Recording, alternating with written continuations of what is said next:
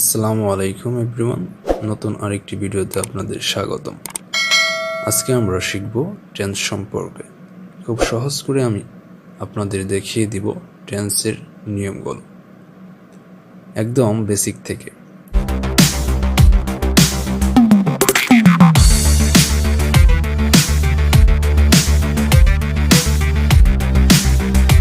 প্রথমে প্রশ্ন জাগতে পারে, টেন্স কাকে বলে? সাধারণত আমরা বুঝে থাকি কোনো কাজের ভিন্ন ভিন্ন সময় নির্দেশ করতে ভার্বের রূপের যে পরিবর্তন হয় তাকে টেন্স বা কাল বলে। আমরা জানি টেন্স প্রধানত তিন প্রকার: প্রেজেন্ট টেন্স বর্তমানকাল, পাস্ট টেন্স অতীতকাল, ফিউচার টেন্স ভবিষ্যৎকাল। এই বেসিকটুকু আমাদের সবার জানা আছে। আবার এই এক একটি টেন্সকে চারটি করে ভাগ করা হয়েছে। আজকে আমরা প্রেজেন্ট টেন্সকে যে চারটি ভাগে ভাগ করা হয়েছে এই চারটি ভাগ আমরা শিখব: present indefinite tense, present continuous tense, present perfect tense, present perfect continuous tense. Present tense সাধারণত আমরা বুঝে থাকি কোনো কাজ বর্তমানে করা বা হওয়াকে বোঝালে তাকে প্রেজেন্ট ইনডেফিনিট টেন্স বলে। যেমন আই ইট রাইস, আমি ভাত খাই। এখানে সাবজেক্ট আই বসেছে প্লাস মূল ভার্ব হিসেবে ইট বসেছে, পরে অবজেক্ট হিসেবে রাইস বসেছে। তাহলে আমরা এটা বুঝতে পারলাম প্রেজেন্ট ইনডেফিনিট টেন্সের গঠন হলো সাবজেক্ট প্লাস মূল ভার্বের প্রেজেন্ট ফর্ম প্লাস অবজেক্ট। উদাহরণ হিসেবে আমরা আরও বলতে পারি আই প্লে ফুটবল, আমি ফুটবল খেলি। আই গো টু স্কুল, আমি স্কুলে যাই। এগুলো সাধারণত বর্তমান হয়ে থাকে, এগুলো একদম সাধারণ বর্তমান কাজ।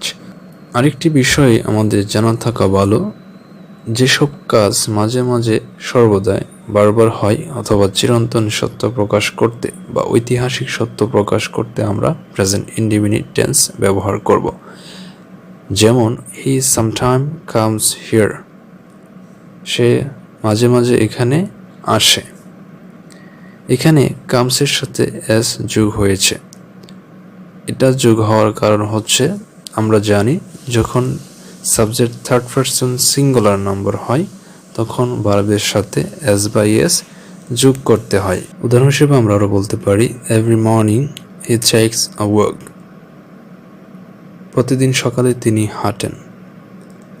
The sun rises in the east, সূর্য পূর্ব দিকে ওঠে। তো এইসব সেন্টেন্সের ক্ষেত্রে আমরা দেখতে পেলাম সে প্রতিদিন হাঁটে, সর্বদাই, এখানে বোঝানো হয়েছে সর্বদাই। সূর্য পূর্ব দিকে ওঠে, এটা চিরন্তন সত্য। এইসব ক্ষেত্রে আমরা প্রেজেন্ট ইনডেফিনিট টেন্স ব্যবহার করে থাকি বা থাকব। তো আশা করি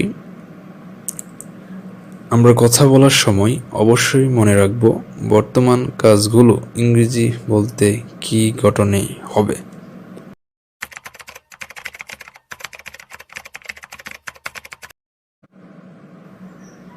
এখন আমরা শিখব প্রেজেন্ট কন্টিনিউয়াস টেন্স সম্পর্কে। প্রেজেন্ট কন্টিনিউয়াস টেন্স বলতে আমরা কি বুঝি? আমরা বুঝতে পারি প্রেজেন্ট মানে হচ্ছে বর্তমান, কন্টিনিউয়াস মানে হচ্ছে চলমান বা একটানা বা ধারাবাহিক। এখান থেকে আমরা বলতে পারি কোনো কাজ বর্তমানে চলছে, এখনো শেষ হয়নি। এরূপ বোঝাতে প্রেজেন্ট কন্টিনিউয়াস টেন্স বলে। অর্থাৎ বর্তমানে শুরু হয়েছে, এখনো কাজটি শেষ হয়নি। যেমন হি ইজ প্লেয়িং, সে খেলা করছে। আই অ্যাম ইটিং, আমি খাচ্ছি। ইউ আর গোয়িং, তুমি যাচ্ছ। এখানে তিনটি বাক্য লিখেছি, আমরা দেখতে পাচ্ছি তিনটি বাক্যেই কাজ চলমান রয়েছে, অর্থাৎ কাজ শুরু করা হয়েছে, এখনো শেষ হয়নি। অর্থাৎ এগুলো প্রেজেন্ট কন্টিনিউয়াস টেন্সের উদাহরণ। আমরা দেখতে পাচ্ছি সেন্টেন্সে প্রথমে সাবজেক্ট, পরে সাহায্যকারী ভার্ব, তারপরে মূল ভার্বের সাথে আইএনজি যোগ হয়েছে। এই থেকে আমরা প্রেজেন্ট কন্টিনিউয়াস টেন্সের গঠনটি এভাবে লিখতে পারি: subject plus am is are plus মূল ভার্বের সাথে আইএনজি যোগ প্লাস অতিরিক্ত অংশ। এখান থেকে আমরা বুঝতে পেরেছি বর্তমানে শুরু হওয়া যেসব কাজ এখনও শেষ হয়নি, চলমান রয়েছে, সেসব বাক্য ইংরেজি করতে গেলে আগে সাবজেক্ট বসাতে হবে, তারপর সাবজেক্ট অনুযায়ী সাহায্যকারী ভার্ব বসাতে হবে এবং মূল ভার্বের সাথে সবসময় আইএনজি যোগ করতে হবে। এখন প্রশ্ন আসে, এম কার সাথে বসবে, ইজ কার সাথে বসবে এবং আর কার সাথে বসবে? এটা খুব সহজ। আমরা জানি আয়ের সাথে সবসময় এম বসে।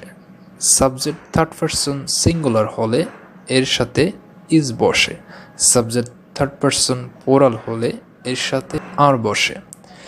সাবজেক্টটি যদি ইউ হয় তাহলেও আর বসবে। যেমন I am reading, I am playing, he is playing, you are going, they are watching. অর্থাৎ বর্তমানে চলমান কোনো কাজকে যদি বাংলা থেকে ইংরেজি করতে হয় তাহলে আমরা প্রথমে বসাবো সাবজেক্ট, তারপরে সাবজেক্ট অনুযায়ী অক্সিলারি ভার্ব অ্যামেজার প্লাস মূল ভার্বের সাথে আইএনজি যোগ করব প্লাস অতিরিক্ত অংশ বসাবো। আশা করি প্রেজেন্ট কন্টিনিউয়াস টেন্সটি আপনারা বুঝতে পেরেছেন। চেষ্টা করবেন আরও বেশি বেশি বাক্য তৈরি করার জন্য।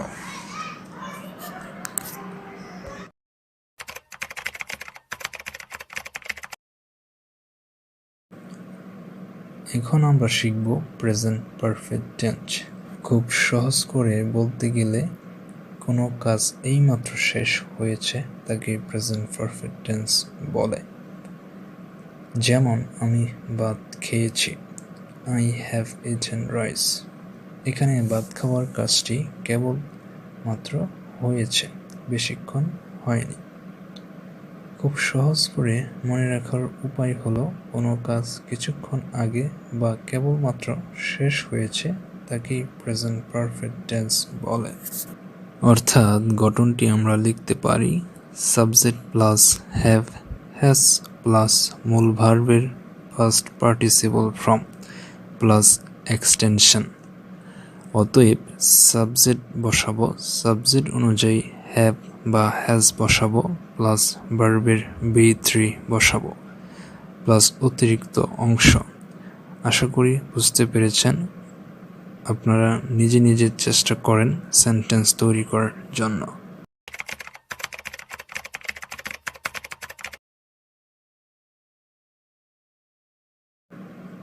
এখন আমরা শিখব present perfect continuous tense. Present perfect continuous tense বলতে আমরা বুঝি কোনো কাজ অতীতে আরম্ভ হয়ে এখনও চলছে, শেষ হয়নি। এরূপ বুঝালে প্রেজেন্ট পারফেক্ট কন্টিনিউয়াস হয়। এই টেন্সে সাধারণত নির্দিষ্ট বা অনির্দিষ্ট সময় উল্লেখ থাকে। যেমন it has been raining since morning, সকাল থেকে বৃষ্টি হচ্ছে। I have been living here for a year. আমি এখানে 1 বছর ধরে বাস করছি। এখানে দুইটি সেন্টেন্সই অতীতে শুরু হয়েছে, এখনো চলছে, চলমান রয়েছে, শেষ হয়নি এবং একটি নির্দিষ্ট আর একটি অনির্দিষ্ট। অর্থাৎ আমরা গঠনটি লিখতে পারি সাবজেক্ট প্লাস সাহায্যকারী ভার্ব হিসেবে have been, has been plus মূল ভার্বের সাথে আইএনজি যোগ হয়। এখানে আরেকটি বিষয় হচ্ছে সময় নির্দিষ্ট থাকলে সিন্স বসে আর অনির্দিষ্ট থাকলে ফর বসে। আশা করি বুঝতে পেরেছেন। সবাই ভালো থাকবেন, সুস্থ থাকবেন। আল্লাহ হাফেজ।